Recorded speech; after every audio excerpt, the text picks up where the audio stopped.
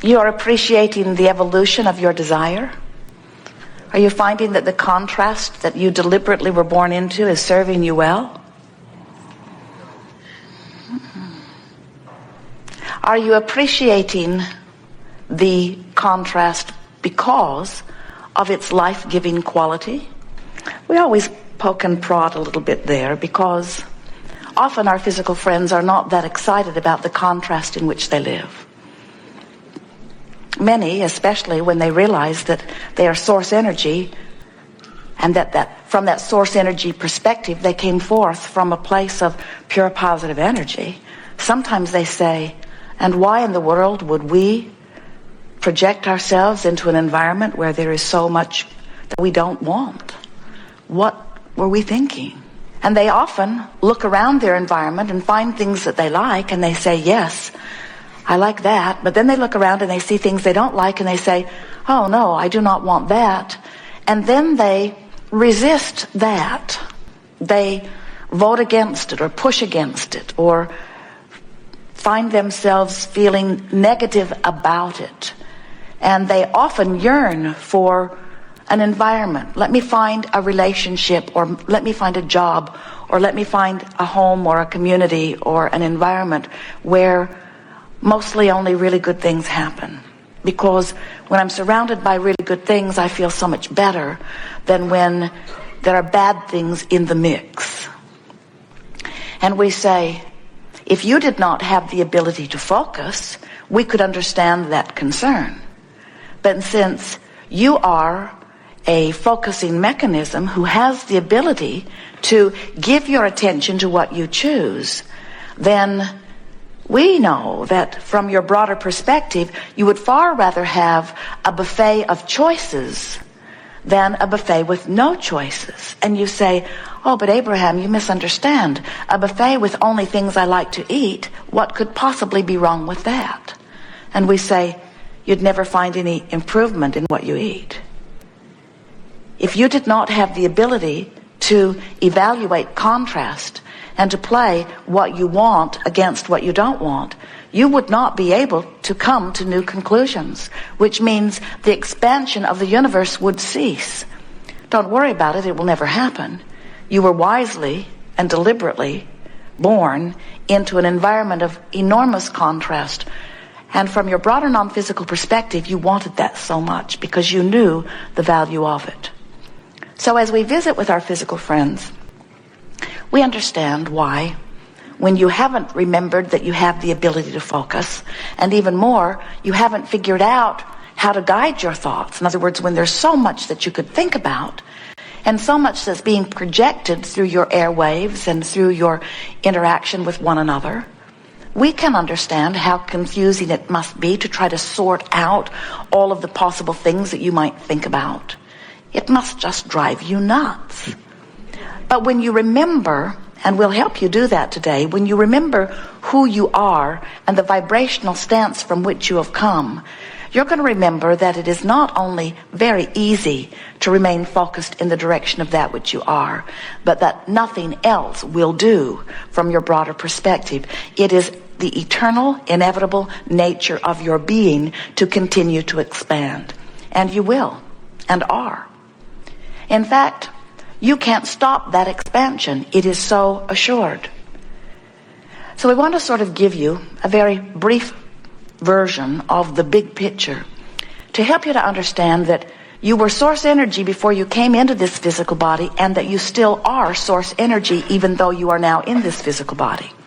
Now that's something that most humans don't really consciously acknowledge. They think, oh, I hope there was something before this, and even more, I hope there will be something after this. But few understand that you are non-physically and physically focused at the same time, and that both of those perspectives are active vibrations within you at all times.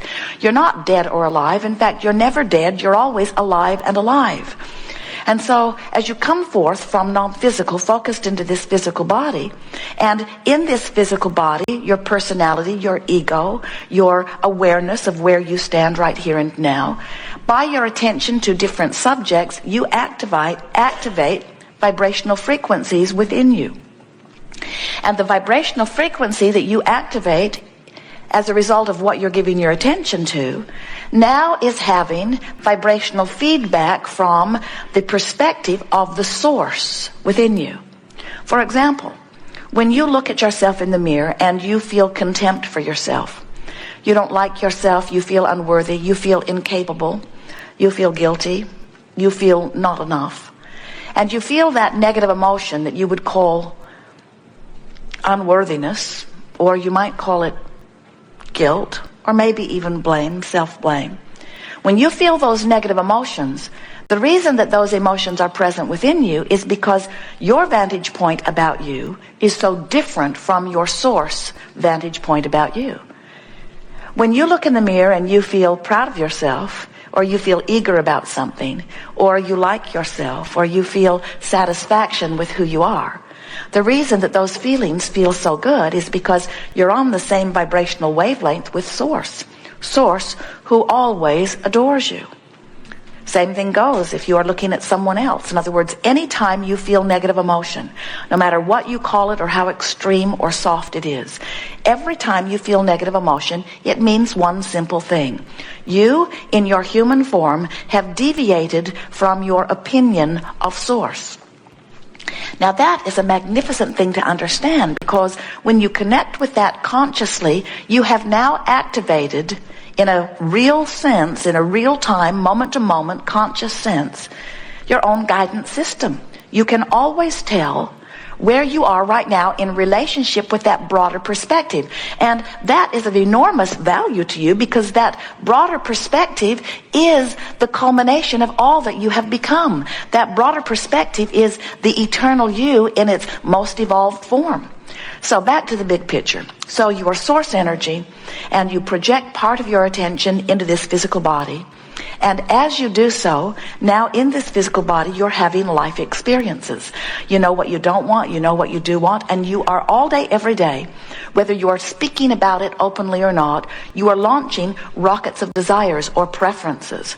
In other words, when someone's rude to you, you want them to be nicer. When your breakfast doesn't come on time, you want it to come on time. When someone is rude to you, you want them to be nicer, but when you're rude to someone, you want yourself to be nicer. When you don't feel good, you want to feel better. When you feel sick, you want to be well. When you don't have enough of something you want to have it. In other words, life causes you to constantly give birth to new conclusions. And every one of you is doing it, even if you are a one-celled organism. And the expansion of all species, the expansion of everything that is as a result of that experience. But here's the part that we think most humans have a hard time, or at least have not yet done a very good job of getting their thoughts wrapped around. So you are source energy, you come forth into a physical body, and here in this form you give birth to new ideas. And this is the part we really want you to hear. Now, the source energy part of you literally rides that rocket of your desire and becomes whatever it is you are asking for, vibrationally. Now, this might not feel so meaningful to you because you're still looking at the manifestational world. You're looking around at the world that you see, which only exists because at one time it was thought and then thought form before it took manifestation. So when we tell you that the inner being part of you instantly becomes the vibrational equivalent of that which you are asking for, sometimes you don't feel all that excited about it, but we would if we were standing in your physical shoes, because that's the beginning of the creation of whatever it is that you are asking for. In fact, it's such an important part of the story of creation and such an important part of how you create your own reality that we've written a book and given it the best title that we think has ever been given to a book: Ask and It Is Given. And the reason we like that title so much is because the title tells the whole story. Ask and It Is Given. We wanted a longer title, but the publisher didn't think it was a good idea.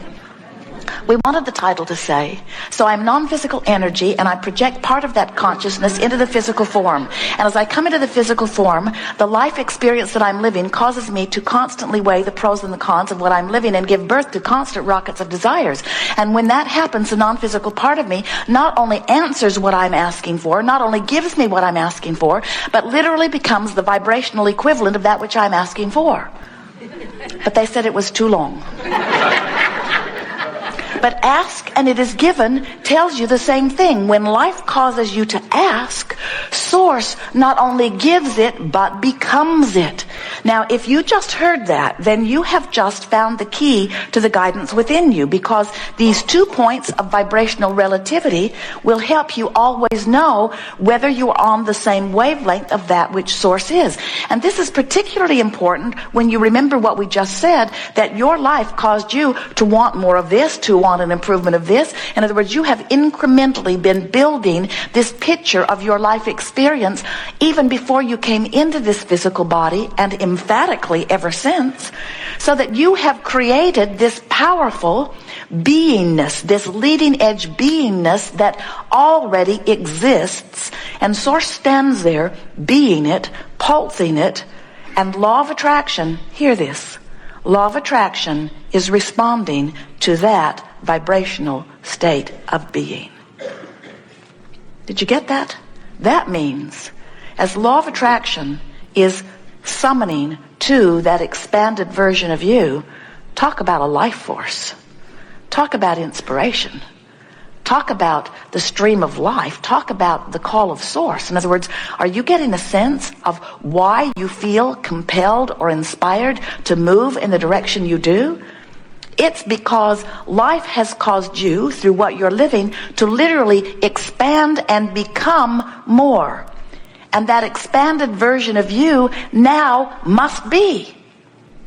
Many of you have to croak before you let it be. We like that word, croak. We try to be as disrespectful as we can about the idea of death, since there isn't any. But sometimes your life causes you to be this expanded version of you, but instead of letting yourself go to where you want to be, you beat the drum of what is, and so you hold yourself apart from your expansion, and you feel terrible while you do it, but then when you die, the gap closes. So what we're wanting you to remember, that there is no such thing as death. But when you have that experience that you call death, you release your habits of thought that are the only thing that are hindering you from being what life has caused you to become.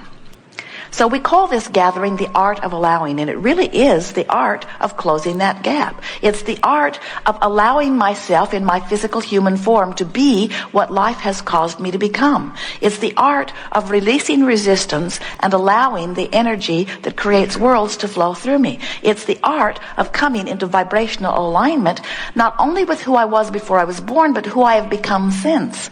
It is the art of coming into vibrational alignment with the pure positive energy being that I am constantly in the state of becoming. You get this?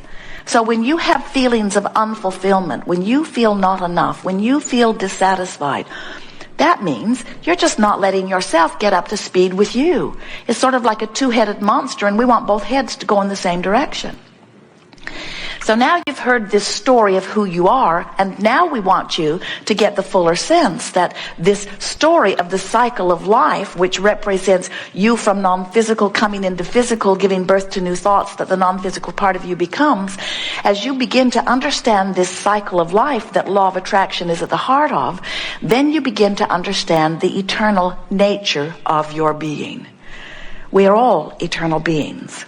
And you are on the leading edge, giving birth to new expansion, and Source immediately becomes it. How good is that? Well, we say, from our vantage point, it is magnificent. And from your vantage point, when you let yourself be up to speed with it, you think it is magnificent too.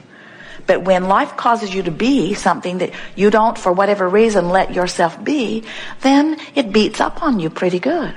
Imagine taking your canoe down to the river's edge and putting it in the water, very fast-moving river, and you have your oars inside, and you deliberately point your canoe upstream and begin paddling very hard against the current. And we say, why not turn and go with the current? Why not turn and go with the flow? And most humans say, to tell you the truth, it never entered my mind. Because everyone I know who wants to amount to anything is trying harder than that. That just seems lazy. And so I have positioned myself, you say, I have a really good boat. I have really good oars. See how they're hooked onto the edge there? I have moleskin on my hands. And I have muscles. And even more, I have determination.